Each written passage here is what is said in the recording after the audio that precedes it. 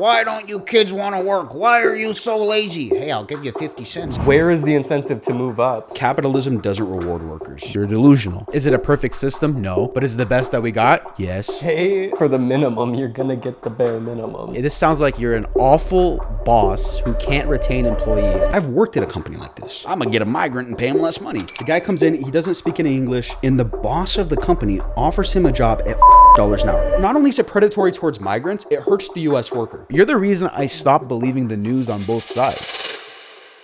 I started a new job, and the girl that's been here for 4 years is only making 50 cents more than me, and she's supposed to be considered management while I'm on the bottom rung.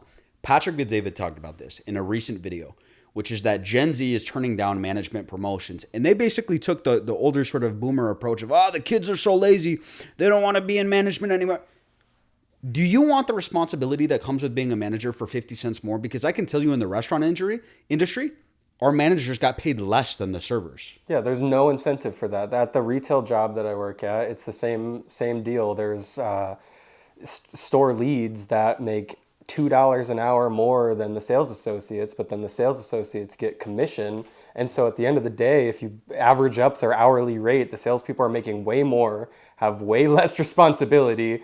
Where is the incentive to move up? Like I was a manager while I was in school, and I was making less than I would have if I was in sales. I did it because I wanted the experience, but that was just because I just wanted the management experience. I like that type of work, but there's not really any incentive to do that.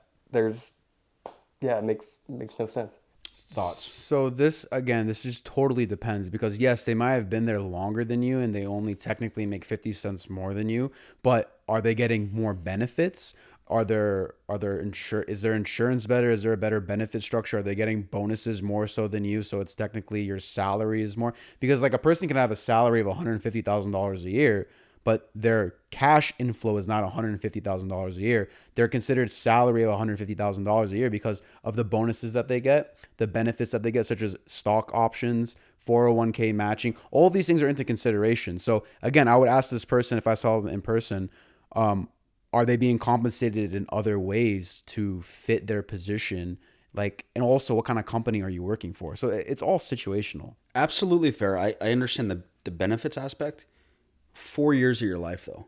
Yeah, but is that okay? But I'm gonna ask you, what job are you working? Are you both working at McDonald's? Or Yeah, are you that both? sounds like it's a Yeah, Probably a lower job, right? but are you both working at, I don't know, like let's say a tech industry job? Are you both working in the mechanic? And like, what is your job? Like, these comments are only telling you so much, so like you can only assume so much.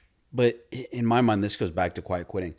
The older folks, the boomers, are like, why don't you kids want to work? Why are you so lazy? Hey, I'll give you 50 cents if you take on all this responsibility. What does 50 cents an hour do? Oh, I just worked a double. I just worked 12 hours, 50 cents times 12. I have $6. I can go buy not even a Subway sandwich with $6? Or what? What? Don't get me wrong. I understand what you're saying, and it's a lower job. Kid, you need to get out of this. But to the older people setting up these incentive structures, this is an incentive structure to not be in management. Yeah, I want to be staying late, having to tell people what to do. I want to be on the hook for all of your this and that. Well, you pay me 50 cents more per hour? Yeah, I think we are very fortunate in the engineering industry in that, like, as you move up, you're getting a lot more benefits like RSUs, like 401k match, all that stuff. So by the time you've been there a couple of years, you're starting to get a lot more extra income, basically. And you're rewarded for staying there longer. Mm-hmm. Whereas in like a retail position, you're getting an extra 50 cents an hour and not really much extra compensation, no additional benefits or anything like that. So there's not really any incentive to stay there as long and make a career out of it. I will say too, like, what is this management person's day-to-day job? Is that management person's workload demanding of more of a raise, or are they actually being compensated to what the market is deeming their value to be worth? Because if they're being paid for how much work they're bringing in, for example, right, they usually say for every dollar that the company pays you, you should be bringing in $2 into the company. That's the only way that it makes sense to keep you as an employee. So if this person's only making 50 cents more than the bottom rung tier person, even though they're in the management position, how much money are they truly being paid and bringing into the company overall. So you have to be fair with that person in that category as well, because if you're not bringing in the money for that company, how do you have justification to get paid more? So you have to add value to the company. It would be interesting to know more if this person could comment on this video. You know, where do you work? Do you know? Yeah. You know, what kind of industry it is, what kind of money they make off their employees. Let's talk about it. All right, this guy says, nope. Blame kids in wanting phones, tablets, and takeaway foods, and must be name brand and new. Want bigger, better vehicles. Teens and today people will lie. What does that mean? Was that English? I think what he's trying to say is it's the kids' fault because they have tablets, name brand clothing, and they take foods away from restaurants. Who bought them? Any thoughts on this? The The second comment's got me. This has Why got to didn't be you the read the other dumbest ones? argument I've ever seen. Yes. At least some of the people in the comments. Bottom comment. Makes some sense. How is kids wanting tablets affecting wages not growing at the same rate as productivity or home ownership costs, etc.? Is it the kids' fault, Emmanuel? I mean, be honest, bro. Like, wanting tablets and takeaway foods, are we to blame? Every single generation has a new thing that they want. So in the 80s, it might be everybody wanted that cool muscle car. In the 90s, it might be everybody wanted a pager. In the early 2000s, it might be everyone wanted a BlackBerry. So with the times, people are going to want different accessories, fads, whatever it is. I don't understand what this guy's saying, that you want to blame kids for quiet quitting when, I mean, we live in a consumer society for the last 100 years, maybe, since the Industrial Revolution, probably, where like things were easier to get because of the advancements of technology and because things became cheaper with time and supply chain. And this just doesn't make sense to me. How is it that the things that are dumping or causing people to dump money into the marketplace, such as purchasing these products, makes it worse for society? It's actually good if everybody is spending to, you know, a reasonable amount within your own personal finances, but like it's putting money into the economy. It's creating jobs by purchasing other things. So this doesn't make any sense to me. Spencer, is somebody wanting a new phone every 3 years, $1,000 iPhone, let's say? Is somebody wanting a new iPhone every 3 years, let's say $1,000?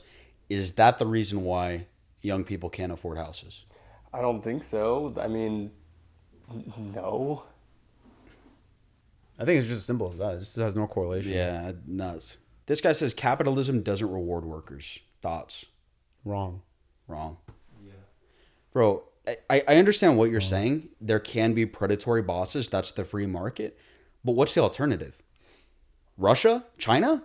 These communist socialist structures? You think that rewards the worker? No, it doesn't. Capitalism is maybe not the best thing ever created, but it is the best form of worker comp ever established in the face of the earth. Is it a perfect system? No. But is it the best that we got? Yes. Yep. Like yes. we're an imperfect species. Like nothing's ever gonna work out the way we want it. We don't live in a perfect world, so there's always gonna be flaws in anything. There's always gonna be people who try to cheat the system or abuse the system or whatever. But with what we have, like I think this works better than any other system that people have tried. This guy says the middle class is gone. You have to be making $174,000 a year to be considered middle class now. It's outrageous. I don't know where they got that number, but I am curious. California. You know, let's start off with this question. What do you guys think is a middle class wage? I think we had this chat in the group chat the other day. What wage is considered middle class? In my mind, it's probably about $80,000 a year to $85,000 a year. For a single person or a family? Yeah. I'm talking per person. Per person. Okay. What do you mean per person? Like So as an individual? So if you're an individual making $80,000 a year, I would say you're middle class. Okay. If you're a kids and you're couple making with 80 kids grand a making $80,000, you're still middle class. No, I don't think so. You don't I think so? you're struggling, but I don't think you're necessarily lower class. Yeah. Like, yeah, low middle. Low middle? I'd say that in this economy, in the world that we live in today, if you have 2 kids and a spouse to take care of, so a family of 4, you gotta be making $140,000 a year to be comfortable. You're saying each person or just one? No, I'm saying total. Household income? Household income needs to be at least $140,000, or like you're gonna be stressed out your whole entire life. Oh yeah. Yeah, because I mean, first you got to quantify what is middle class, and in my mind, middle class is if you're married, 2 dependable vehicles. I'm not saying the newest, but I'm saying dependable, right? Like the mileage is probably not over 120,000 on both of them. Doesn't overheat on your way to work Spencer's been there, overheats on your way to work. too many times.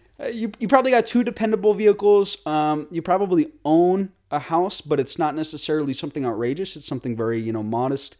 Or if you're renting, it is something nice. And you've got enough money that you can afford to eat out, whether it's just you or you and your kids, at least a few times a month. And then go on a vacation once a year, maybe. Yeah. Vacation. And I think you need probably each person bringing in about 80,000, or if you're a single person earning for your family, probably about 140. Yep. Is that fair? I would say net. 140 net. I guess if you got kids, that's definitely a factor that plays with it. I don't know where this guy got 174. Maybe he lives in Cali. Cali's probably a $250,000. Oh, yeah. After taxes and everything. That's why I'm saying net it's important, because every kid you have is one less Rolls Royce you'll see. That's the old adage. So if you look at it like that, a Rolls Royce brand new, $250,000 for, if you think of it that way, from raising them until they're 18, That's crazy. It's done different in Middle Eastern culture, such as myself. You're not technically an adult at 18 in Middle Eastern culture. You're an adult when you get married. So yeah, it's tough to say. 174,000 is a bit outrageous for middle class, but yeah, I don't think they're far off. Steve Lou 733 says, in my company, if I even have the slightest suspicion that you are quiet quitting, I will immediately demote you without notice. I won't even fire you. But if this keeps up, you may want to quit. If I see you are not working diligently enough, you will still be demoted. You guys or girls are only adding fuel to your own fire. I think that any good employer should do the same. You may end up as the company janitor with less pay when we are finished playing this silly game. Do what you want, all you quiet quitters. I'm ready. And then he continues. To add on to my last comment, 3 employees have quit in the last week and were replaced with reliable, diligent migrant workers with less pay. And they are doing a great job for only a fraction of what the other company or the other employees were being paid. They don't complain either. Wow. Thoughts? First of all, they can't complain because you probably don't understand the language they're complaining in. How are you going to flex the fact that this sounds like you're an awful boss who can't retain employees because you don't have any incentive structures in place to keep employees? And by the way, what does it mean that if they are quiet quitting, if you have suspicions of it? Does that mean like you don't see them working in their office until 9 p.m. every single day? Are you giving them a path to follow to give them opportunities for promotion? Or like do you just see them sitting in the office all night as a hard worker? Like they could be faking it and you don't even know. So like this sounds like just a really bad boss who doesn't know how to incentivize hard work. Yeah. And by the way, you're proving it to be a fact that you can't retain employees and that you have to even result to getting migrant workers who are being paid less, which shows that you're just worried about your bottom line versus retaining, building, and improving employees to keep a person there for the long term versus just keeping people for a fraction of the price. So good luck to you, man. It sounds like you're going to be full of migrant workers in the next few years in your whole entire company. Correct me if I'm wrong. Saying that you are intentionally paying another group of people less money, is that a crime? I think that's like a little predatory. I don't think that's what he's saying though. I think he's saying that he's taking advantage of migrant workers applying. I don't think he's saying he favorites migrant workers, but he's just trying to get the cheapest possible deal.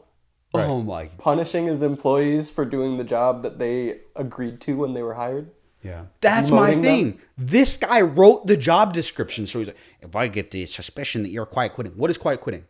Doing what's in the job description.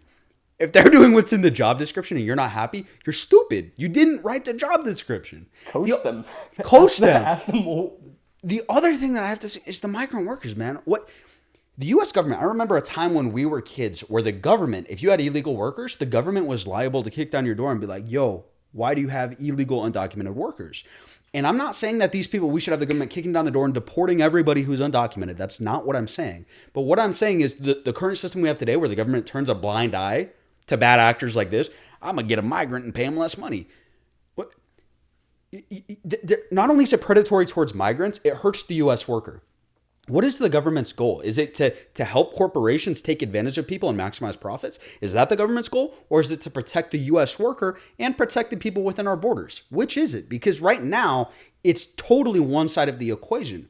The other thing that I have to say is, man, I've worked at a company like this. I worked at a restaurant where a guy comes in speaking Spanish, right? He comes in and wants a job. He wants a job washing dishes, right? The guy comes in, he doesn't speak any English, and the boss of the company offers him a job at $5 an hour, which is obviously not minimum wage legally in the state I live in. The guy laughs at my boss. $5 an hour? He starts laughing. He should. Should, right? My boss goes, oh, I'm just kidding. $7.25? Keep in mind, I know he pays other people under minimum wage. Oh, it's $7.25. You want to do minimum wage? Offers him now minimum wage. The guy is still shaking his head like, what? Like, I'm going to come in here and work hard. I'm going to work 40 hours a week. And you lowballed me, and now you're offering me minimum wage. Like, you won't even like pay me a decent wage for hard work. A lot of these companies are predatory. Spencer, do you have any thoughts? This guy just... Well, it says you guys or girls are only adding fuel to your own fire. It sounds like he's adding fuel to the own fire of creating a vicious cycle of people quitting this guy's company. Like, people like to point at the employees and say, look at these lazy people, and I'm going to replace you. Okay, you are creating a culture and an environment of not incentivizing employees to stick around and work harder for you, because it sounds like you're just a shitty boss who only cares about the bottom line. And then you create this vicious cycle of constantly replacing people and paying them the cheapest as you possibly can. I don't understand why you wouldn't want to see a few people with potential who may not be working as hard as you think they could, and go up to them and be like, hey man, listen, I think you have a lot of potential. I think you can do great things with this company. I want you to go far. That's why I want to invest in you. How about we develop the skill for you? I'll pay for your courses for this specific class, or I'll pay for your class so you can go get your master's in this university. Something along those lines, to be like, oh, this guy cares about me and wants me to work harder. Now I'm going to work harder for him because he sees something in me. Versus, nah, I'm going to demote you to a janitor. What if he's your marketing agent? You're going to be like, hey man, I know you're behind a computer all day, but here's a broom and a brush. Go have fun. Go mop the bathroom. Go mop the bathroom. What does that even mean? If you pay for the minimum, you're going to get the bare minimum. Like, if I order something from China online and get some, like, little piece of shit, like, am I really, like, can I be mad at that? Like, yeah, you get what you pay for. But this guy's saying these 3 migrant workers are working more reliably and diligently. So I'm going to have to ask, what company are you running, my man? It clearly isn't something that needs a lot of logistics or like data analysis, because you're hiring people who probably don't have a degree, probably came here recently. If you're saying they're migrant workers, and by the way, this guy's basically bragging about how much of a shitty boss he is. I know, on the internet. So like it's crazy how people just self-expose themselves too. Like, this is nuts. Literally doxed himself. That's awesome. not seem like a good company to work at, whatever it is. Richard Frederick 8309 says he's just another CNN watcher pushing the Democratic narrative. Yeah, so This guy at the bottom says it's not a Democrat or Republican, it's a people's sake. This is crazy because, first of all, I don't believe... This is why I don't like reading comments. Because there's no way this is a real-life human being. There's no way. The fact that you're able to just state this as a affirmative statement. He's just So another confident. CNN watcher. Mitch has not watched CNN one day of his life unless he wants to be irritated. You are the least CNN watching person ever. You're the reason I stopped believing the news on both sides. I used to defend the news and the government up until recently, because you used to crap on me for my stances of trusting things blindly. It was like, no, it's the news. They're an established. You got me out of that mindset. You're the most pro-capitalist person ever. You started your business at 16 years old, selling spoons as a resale business. You would Frosty Mates, bro. You would go to places and rebuild printers and resell them on Amazon. You had multiple businesses you start since then. You're a person who actually hates establishment. So the fact that people go on here and are able to say Democrat or Republican, but more so you're for sure a Democrat supporter. It's like the fact that you're able to just state these things is why I don't take too many comments seriously, because you don't know a person intimately. This guy went into the comment section already angry without even watching it. Yeah, for sure. You know, the comment at the bottom is a good sort of, or brings a good question. Is quiet quitting a left or right thing, or do you guys think it is more of a worker CEO dynamic? I think there's a culture that people typically lean on socially that correlates with certain political groups because of the narratives that they push. Yeah. So you're going to see more people affiliated with one side or another on a political party because of social constructions that have been built around politics to get votes. Yeah. So maybe you'll notice one side there are more people who are pro quiet quitting than the other, but I guarantee you the sentiment for the majority of Gen Z and people in their early to late 20s is that quiet quitting is not a bad thing. They're doing what's best for them for the income that they're making. Read. This guy says, this is complete and utter bullshit. If you think your odds of making thousands from YouTube or a resale without already having access to capital or just plain dumb luck, you are delusional. Entrepreneurs are a special breed of person created by a combination of genetics and socioeconomics. But plenty of naive poor kids will buy into this fake dream and fail to have a backup plan. What this guy's talking about is in my quiet quitting video, I had talked about how, I could go make $40,000, $50,000, $60,000 a year if I went all the way in on selling online. And the reason that I said that is because in college, when I was working maybe 5-6 hours a week on the side, I was making about $500, $600, $700 a month. It fluctuated off of selling product on Amazon. I hardly put in any effort, any work, very low capital. But I knew that if I applied myself to this, I kept getting better at it and I put in more money, I probably could make a living off of it. Now, I ultimately didn't for, religious reasons. I just didn't feel good about all these slave kids in China, making more money like these drop shippers do off their back. Some poor slave kid's gonna help me make $1 million. It doesn't feel real good. But to this guy's point, is that utter BS? Is it all luck and delusion? What do you think? I think he only had one line here that was somewhat correct. He says entrepreneurs are a special breed of person, which I agree. Not every person can be an entrepreneur. Not every person can be their own boss. I say this a lot. Middle Eastern people, specifically Assyrians, I say that they're sick in the head because they don't like being told what to do. We like being our own bosses. So a lot of Middle Eastern people are entrepreneurs by default simply because of the fact we don't like being told what to do. So is it a special breed of person? Yeah, I think so too, because the majority of people just like following. They don't like to lead because it's easier that way. It's the path of least resistance to just get into a job and do what you're told versus going out and establishing all of the things that a company and business needs. I will say though, created by a combination of genetics and socioeconomics is so far off, it's ridiculous. A lot of people who were immigrants into this country, for example, I'll name a few that I know because they're in my demographic and my culture. Patrick Bet-David came to this country with nothing, and he became a multi-millionaire, part owner of the New York Yankees. Yeah. He is the epitome of the American dream. My dad came to this country, moved from the Middle East because of religious persecution from Iraq and Baghdad in the 70s to Athens, then from Athens to New York. Wow. With nothing. They had a nice, comfy life in the Middle East, lost it all, and he created a very nice upbringing for me. When they're talking about socioeconomics, you know that they're talking about, it's the connections that these people have. Yeah. Your dad came here with how many connections? None. Moved from New York to Arizona to start his business with how many connections? He moved from New York to California to become a trucker, but he didn't have even a license to start trucking. He didn't have a network to start trucking. I'll tell you the story.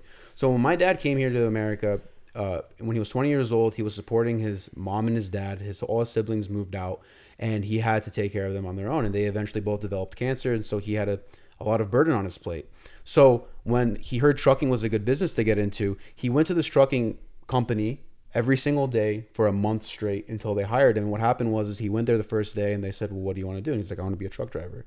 And they said, okay, do you have an A-class license? Do you want to drive a truck? And I goes, no. And they go, okay, well, do you have money to put a down payment on the truck? He goes, no. They go, all right, then we can't help you. You're delusional. So every single day for a month straight, my dad went to this trucking company from sundown to sun up. He would stand outside and wait for them to give him an opportunity. And so one day on the 30th day at the end of the month, one guy came and he said, he was an Armenian guy. He went inside the business and he talked to some guys inside the trucking company. He goes, who's that kid outside always waiting here from sundown to sun up? And he goes, oh, that's just this kid who wants to start trucking. And they go, why don't you let him start? And they go, because he has no experience and he has no money. Yeah. And so that Armenian guy went outside to my dad, who was an older man, and he said, "What do you want?" And my dad said to him, "I want to become a trucker." And he goes, "Okay, well, how much money do you have?" My dad goes, $50. And then the guy goes, "Do you have any experience?" And my dad goes, "No." And he goes, "Okay, you just bought yourself a truck. Give me the $50. I'll put that as a down payment. I'll teach you how to drive." And the rest is history. Started his own business, fed his family, took good care of you guys growing up. And that's one more thing. This guy says it's just plain dumb luck. I refuse to say that it's plain dumb luck because, I'm religious, and a lot of aspects of my life I look through as blessings. I saw that it was a blessing that God put the right people in your life at the right time. That was what happened to my father, and that's what happens to a lot of people. So this guy just sounds like a victim who doesn't like to create to alter his own destiny. He just takes the circumstances of life and play the victim role because he's saying, "Oh, I don't have any opportunity. The color of my skin matters. The political party I affiliate matters." He's saying all the circumstances in his life is affecting what is happening in his life. He's taking zero responsibility and accountability for what is being done. The funny thing to me is this guy says it's just plain dumb luck. There's no other way that you could be successful other than who you know, how much money you have, or plain dumb luck. Was it plain dumb luck when he stood out there for 29 days and had nobody come and talk to him, but he went out for day 30? 29 days standing there? Comes back out for day 30. Dumb luck, right? Dumb luck. Nothing to do with determination, right? Nothing to do with the fact that he showed up over and over showing he was reliable. People like this, man, it's just victim mindset. I think what you guys are saying is super important. If you don't have anything, continuing to do what you're doing is not going to get you anywhere. You need to go out and talk to people. If you don't have a network, you need to go out and learn how to improve your skill set. You need to do things to get out of the situation you're in. If you are moving in a certain direction and you don't like the direction you're going, you have to go into a different direction. You have to go and talk to people. You need to do what you did. You need to go research stuff. You need to invest in yourself first in order to improve yourself. And even if you don't become a millionaire from working on one project, you're still learning. You're still, in your case, you made enough money to get yourself through school to start investing in other things. Even if one thing isn't a major success immediately, you're still benefiting yourself. You're still doing something to get out of the situation you're in. The rat race, right? Well, he also says that if you think your odds are making thousands from YouTube or resell without already having access to capital, how did we make our videos for the first 2 years? Off an iPhone. I used my iPhone for the first 2 years of all of my content, and I was able to build something decent until I had to forcibly upgrade because I wanted to get better and do things at a higher scale. But the excuse of you can't do anything whatsoever because you don't have these resources available to you, you're just not a creative thinker. Start with whatever you have. Yeah, start with something and build up, scale up over time. This is going to sound really arrogant, and I hope I don't sound like as big of a tool as I might here, but I made over $5,500 in ad revenue off of a cracked iPhone with a $15 lapel mic that plugged into the iPhone that I bought on Amazon. The lapel mic was broken. My iPhone's cracked. What did I do? I bought a shitty little mount to stick it onto and made $5,500 in ad revenue off one video I made with that iPhone. With this one, I posted a poll on my channel asking about, remote work from home. Do you support it? And most of my subscribers, unsurprisingly, said yes. This guy makes a good point. He says it lowers the overhead of the business entirely. Now, I know that you and I watch a lot of Patrick and David Valuetainment. You might watch a little bit as well, Spencer. And they've talked about this a lot. They're really anti-work from home, remote work. They say, it's for lazy people who are in pajamas, who don't want to be supervised or actually be responsible for anything. If you work from home, you're lazy. What are your guys' thoughts on this? I think there's tons of benefits from working from home, like a good work-life balance. I think you can still get stuff done. You're not traveling. You're not spending that time commuting to work. You can wake up and just start working. I think that's really helpful. On the other side of things, I think being in the office is very beneficial in the sense that it's a lot easier to work with your coworkers. There goes my cigarette. I'll smoke that later though. But yeah, it's a lot easier to work with your coworkers. It's a lot easier to ask questions in person. But I think a hybrid environment is kind of the way forward. I think if you can go into the office at least sometimes, I think it's useful, but in a lot of roles, especially in like software engineering, you may not necessarily even need to be in the office. And if you're capable of getting all your work done, meeting your expectations, I don't see anything wrong with remote work at all. I think it's incredibly helpful, and we should continue on with that. Thoughts? It's 50-50 for me. I understand the arguments that people make saying like you can't have a productive working culture all working from home. Totally get that. I would then emphasize again, what is your category of work? Are you a person who can get everything done at work, and are you collaborating with teams, and is that collaboration doable from work or from home? Then yeah, working from home is perfectly fine. I work in a hybrid situation where some weeks I'm in the office every single day, week after week. That's just the nature of the job. And I'm actually finding myself to be extremely more productive in the office than I am from home. There's just some days, some weeks that's just how it is. I would say though, the gaining your time back thing is the biggest thing for me. My cousin in California was telling me that his commute every single day to this office was 2 hours each way. It was 4 hours out of your day. It's a 30-minute drive, but because of how many people in traffic there are, it makes it 2 hours each way because he's in California. So then I started thinking, I was like, 4 hours every single day after working 8 hours, 12 hours of your day, of your life is gone because of you're stuck into either in a place or going to a place. But not just that. Day after day, you're doing that. 4 hours times 7 times 365 times 20 years of your life. You're going to be doing that traffic drive every single day. So the fact that you can work from home and you save yourself 4 hours a day of your life back that you can get back and actually arguably be in a better mood to do your job because you didn't just go through one of the most annoying, stressful commutes of your life. The thing that you probably dread to do up every day, that you have to get up 2 hours earlier than you typically would have because you can work from home. It's just situational for me, but I don't see remote work as a negative thing like a lot of big CEOs are making it out to be. But I do see how it can be a hindrance and a productivity killer in certain companies because some people do take advantage of the fact that they can just open up Netflix in their home office and chill. 100%. I look at work from home though, like, yo, this is capitalism, right? They always, in capitalism, talk about however you can lower your costs, survival of the fittest. But then I see a lot of these CEOs bitching about, oh my gosh, all of this commercial real estate that we bought is down 30% in this city, in this market, because everybody's working from home and I don't want to lose the value of my building. And that's why they're trying to drive a lot of people back to work. They're trying to make this a trend so that the real estate that they purchased won't depreciate. This is business. This is survival of the fittest. Look, if people can reduce a huge expense out of their business, not have to pay for a building by having people work remotely, survival of the fittest. We'll see in 5, 10, 20 years if this business model is viable and if it's successful. And, I think like you, I do appreciate the office sometimes because there is that communication factor for me that really helps. But I will say there are times when I'm in the office trying to get work done, and it's like the freaking water cooler. Everyone's trying to talk. And I'm like, yo, I can't lock in because there's people here. So this idea that, oh, at home you won't get the same amount of work done. There's your dog, there's your this, there's your that distracting you. No, when I work at home, I lock myself in the room and I actually am probably more productive. But thank you guys for joining me. I appreciate you guys tapping in on this episode. Appreciate you for having me. Thank you.